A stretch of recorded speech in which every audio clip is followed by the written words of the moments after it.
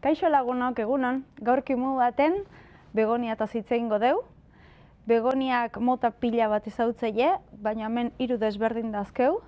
Hau da elatiorra edo hibridoa, hau makulata eta hauek rex edo erregina bezala ere ezagutza diteu. Danak orokortasun batien argi ugari berri izate be, baina hauek berezitasunez egun sentiko argile aguantatze ben arren eguzkile zuzenien ez debe aguantatzen. Gero ezetasun handile berri izate be, baina lurra pixket zekatziko meni izatea, riego batetik bestea.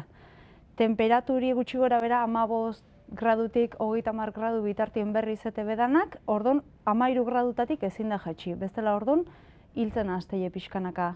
Lainoztak eta inguruen itie, gutxi gora bera hola berri izatea, baina beine ezin die ostruek guzti, bestela onguek sortze zaizkileta.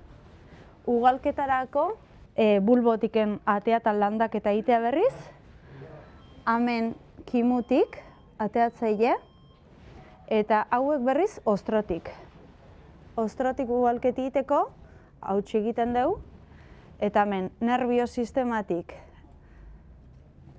holaxe, kutxiluekin inezkeo, eta lur gainen jarri ezkeo, lainoztaketak eginez, atako ziren landaratxo berriek. Hauei da nahi, loratxo txiki batzuk ateite zaizko be. Ez hone bezalako lore handiek, baino garai batzutan ateatze zaizko be, hemen tartetiken lora txuriek, normalien.